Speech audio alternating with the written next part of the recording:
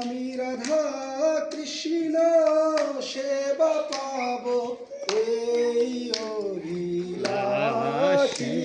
আমি রাধা কৃষ্ণ সেবা পাব এই অভিলাষী।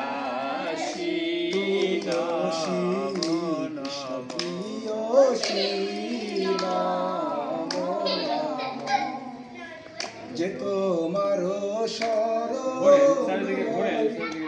কার বাঞ্ছা পূর্ণ হয়। গাও। যে তোমারে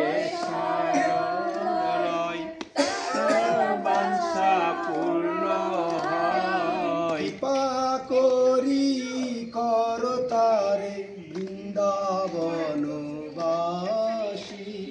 কৃপা করি কর তারে বৃন্দাবনদাসী। বিলাস কুঞ্জে দিও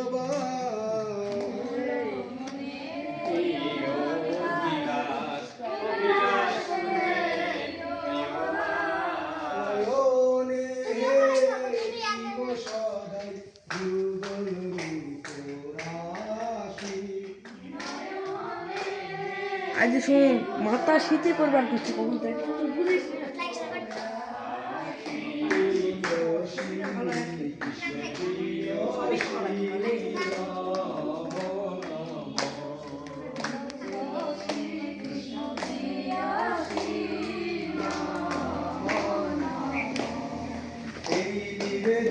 ধর সখীর অনুগত কর। সেবায় অধিকার দিয়ে কর নিজ দাসী। কৃষ্ণ দাসে কয় এই যেন মোর হয়। শ্রী রাধা গোবিন্দ প্রেমে সবাই যেন বাসী। শ্রীকৃষ্ণ প্রিয়সী নমো নমো।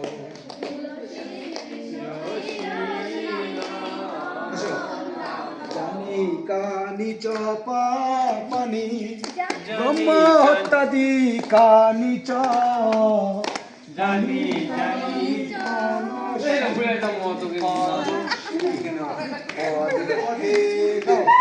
ভুলে গেছি তো।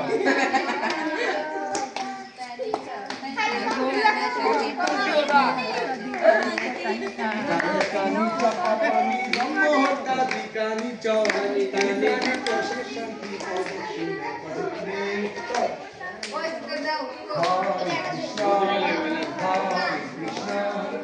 কৃষ্ণ কৃষ্ণ হরে হরে হরে রাম হরে রাম রাম রাম হরে হরে হরে কৃষ্ণ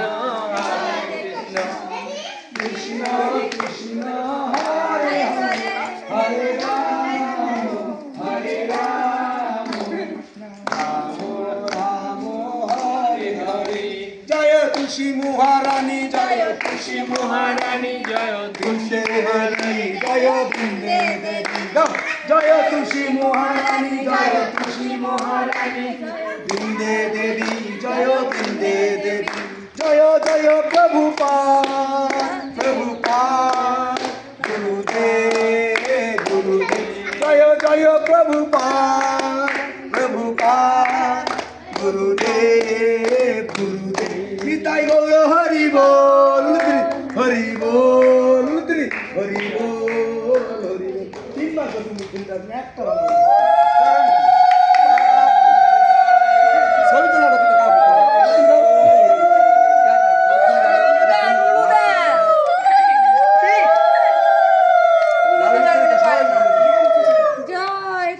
হচ্ছে এখন আমরা ভর্তি হব। এটা করলে আমার একটু খারাপ লাগবে।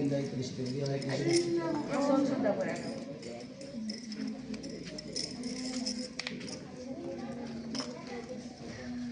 আচ্ছা, ছোট্ট একটা আমার একটু 3 মিনিট একটু কথা বলবো, আপনি সবাই শ্রবণ করুন মহাদেব সম্পর্কে। মহাদেব সংজ্ঞার কথা। সবাই আমরা মহাদেবের কাছে গাঁদা ডেকে মনে করি, না জানি মহাদেব গাঁদা খায়, তাই ভক্তরা সেগুলো করে। কিন্তু সূত্র একটা কি? সূত্র একটা মহাদেবের হাতে গাঁদা কেন দেওয়া হয় জানেন? আপনারা সবাই জানা আছে? আজকে আমরা সবাই শ্রবণ করি। সমুদ্র মন্থন শ্রবণ করেছেন। সমুদ্র মন্থন হয়েছিল এক সময়। তো সমুদ্র মন্থন যখন হয়, তো সবাই শ্রবণ করে। সমুদ্র মন্থনের সময় কি হয়েছে? আসো, সমুদ্র মন্থনের সময় কালকুট নামে একটা বিষ উঠেছিল। সাংস্কৃতিক ভাষায় তাকে হলাহল বলা হয়, আর বাংলা ভাষায় তাকে কালকুট বলা হয়।